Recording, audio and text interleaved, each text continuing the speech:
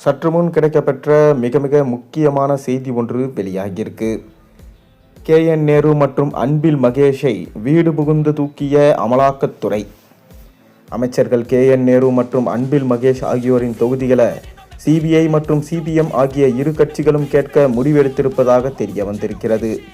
CBI சார்பாக திருச்சி மேற்கு மற்றும் ஸ்ரீரங்கம் ஆகிய தொகுதிகளை கேட்கவும், CPM சார்பாக திருவெரும்பூர் மற்றும் மணப்பாறை ஆகிய தொகுதிகளை கேட்கவும் தீர்மானம் போடப்பட்டிருக்கிறது.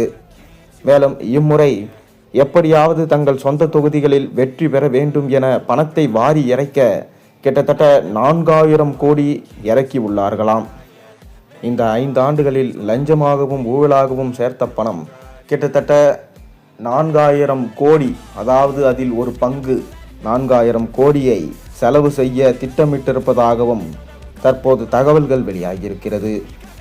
KN நேரு அவர்கள் ஏற்கனவே நகராட்சி மற்றும் குடிநீர் வழங்கல் துறையில் செய்த ஊழல் 888 கோடி.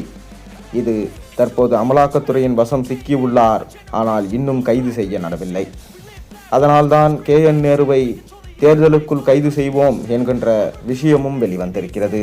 மேலும் அன்பில் மகேஷும் கிட்டத்தட்ட 2000 கோடி அவர் தொகுதியில் செலவு செய்ய போகிறார், மக்களுக்கு வழங்க போகிறார் என்கின்ற தகவலும் தற்போது தீயாக ஓடிக்கொண்டிருக்கிறது.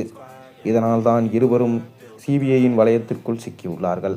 அது மட்டும் இல்லாமல் திமுகவின் முக்கிய அமைச்சர்கள் 11 பேரின் முக்கிய ஆவணங்கள் கொண்ட ஃபைல்ஸும் அமித்ஷாவின் டேபிள் மீது உள்ளதாகவும் தெரிய வந்திருக்கிறது.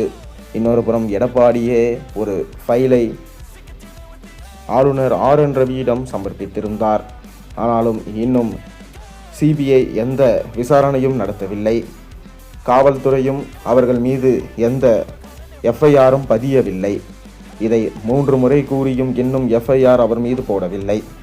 அதனால் இம்முறை தேர்தலுக்குள் KN நேரு, KSSR ராமச்சந்திரன், அன்பில் மகேஷ், செந்தில் பாலாஜி போன்றவர்களை தூக்க முடிவு செய்திருக்கிறது மேலிடம். அதனால் கண்டிப்பாக பணப்பட்டுவாடாவை செய்ய முடியாது. விரைவில் தேர்தல் தேதி அறிவிக்கப்பட்டால் அவர்கள் பொம்மையாக தான் செயல்படுவார்கள். இந்திய தேர்தல் ஆணையத்தின் கட்டுப்பாட்டில் காவல்துறை வந்துவிடும். அதனால் பணப்பட்டுவாடா செய்யும் போது அவர்கள் பிடிபட்டால் இம்முறை எலெக்ஷனில் கூட நிற்க முடியாத சூழல் ஏற்படும் என்கின்ற தகவலும் தற்போது வெளியாகியிருக்கிறது. ஒருவேளை முக்கியமான அமைச்சர்கள் பணப்பட்டுவாடா செய்யும் போது பிடிபட்டால் இம்முறை திமுகவின் எதிர்காலம் என்னவாகும் என்பதை நீங்கள் கமெண்ட் வாயிலாக தெரிவியுங்கள்.